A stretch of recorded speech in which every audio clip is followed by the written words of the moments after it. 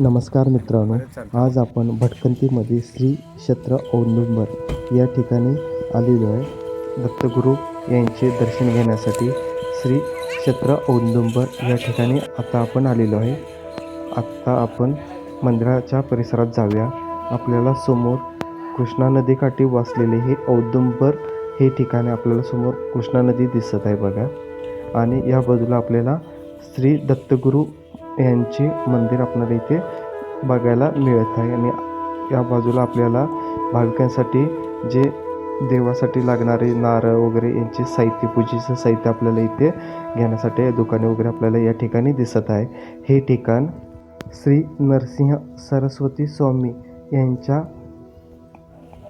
वास्तव्याने पावन झालेले श्री क्षेत्र औदुंबर हे ठिकाण आहे. आज आपण इथे आलेलो आहे. आपल्याला श्री दत्तगुरू यांची मूर्ती आपल्याला समोर बघायला मिळते. हे बघा, या प्रकारे आता आपण प्रथमतः दर्शन घेऊया. किती मनमोहक आणि रूपक अशी श्री दत्तगुरू महाराज यांची मूर्ती आपल्याला बघायला मिळते. आज वार आहे गुरुवारच्या दिवशी आपण या ठिकाणी दर्शनासाठी आलेलो आहे. श्री क्षेत्र औदुंबर या ठिकाणी आलेलो आहे. या ठिकाणी येण्यासाठी आपल्याला भेलवडीपासून 6 किलोमीटर अंतरावरती औदुंबर हे गाव आहे. या ठिकाणी आपल्याला येण्यासाठी 6 किलोमीटर अंतरावर असलेले हे गाव आहे. आता आपण आजूबाजूचा औदुंबरचा परिसर बघूया. आपल्याला इथे भाविक वगैरे दर्शनासाठी आलेले आपल्याला दिसते. या ठिकाणी उंबराची झाडं आहेत, म्हणजेच औदुंबराची झाडं आहेत. त्याच्यामुळे यांना औदुंबर देखील संबोधले जाते. श्री दत्तगुरुवे नमः. आणि आपल्याला मंदिराच्या चारही बाजूला आपल्याला इथे मंदिराचा परिसर बघायला मिळतो. स्वच्छ आणि शांत असे वातावरण असलेले हे औदुंबर आहे. आता आपण बघूया मंदिराचा परिसर वगैरे आणि सर्व देवांचे आपण प्रथमतः दर्शन घेऊया. आता आपल्याला या प्रकारे आपल्याला मंदिराच्या आता आपण पाठीमागील बाजूला आहे.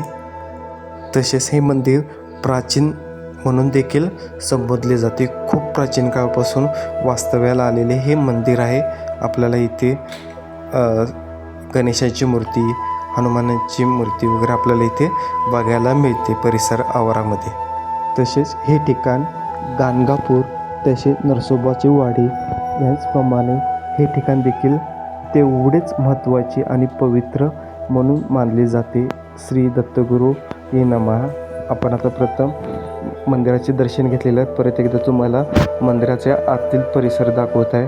किती मनमोहक आणि सुंदर आणि मनाला शांतता देणारा हा असा परिसर. आणि श्री दत्तगुरू यांची आपल्याला समोर मनमोहक अशी मूर्ती बघायला मिळते.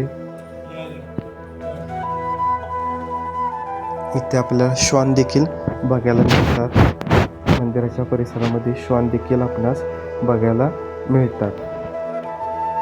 आणि समोर आपल्याला कृष्णा नदी आपल्याला समोर बघायला मिळते. आणि तसेच औदुंबराचे महात्म्य सांगणारे पॅनर देखील आपल्याला इथे वाचायला वगैरे मिळतात. श्री दत्तगुरुवे नमः. श्री दत्तगुरुवे नमः. तसे या ठिकाणी आपणाला अन्नछत्र देखील उपलब्ध आहे. महाप्रसाद देखील या ठिकाणी असतो. तसेच दत्त जयंती दिवशी येथे मोठ्या प्रमाणात कार्यक्रम साजरा केला जातो. दत्तची पूजा, पालखी सोहळा वगैरे या ठिकाणी आयोजित असतो. खूप गर्दी असते या ठिकाणी. त्यावेळी या प्रकारे आता आपण अन्नछत्राकडे आलेलो आहे. इथे भाविकांसाठी अन्नछत्र असते. अन्नदान देखील आपण इथे करू शकतो. समोर बाजूला श्री दत्त सेवाभावी मंडळ ट्रस्ट यांचे अन्नछत्र, तसे भक्तांची निवासाची देखील इथे व्यवस्था करण्यात आलेली आहे.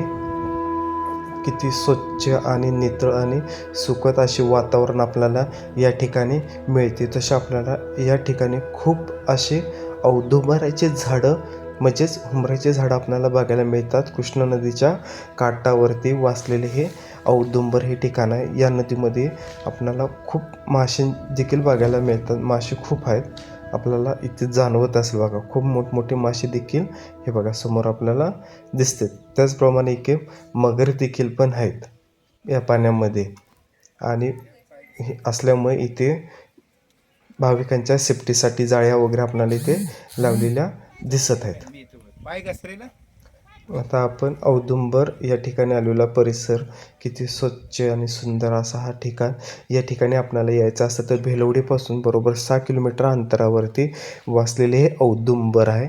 आपल्याला इथे येण्यासाठी गाड्या वगैरे पण आहेत. आज आपण या ठिकाणी देवांचे दर्शन घेण्यासाठी, श्री दत्तगुरू यांचे दर्शन घेण्यासाठी आज आपण इथे आलेलो आहे.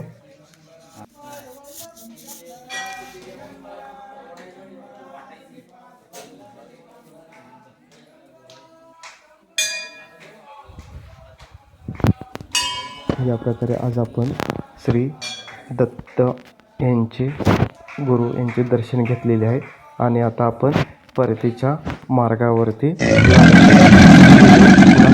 कसा वाटला तो नक्कीच कमेंटमध्ये कळवा आणि या व्हिडिओला आपल्या मित्रांमध्ये शेअर करा, बेल आयकॉनला क्लिक करा, म्हणजे असेच नवीन नवीन व्हिडिओ बनवायला आम्हाला देखील प्रोत्साहन भेटेल आणि आम्ही अशीच नवीन नवीन माहिती आपणासमोर आणण्याचा प्रयत्न करतो.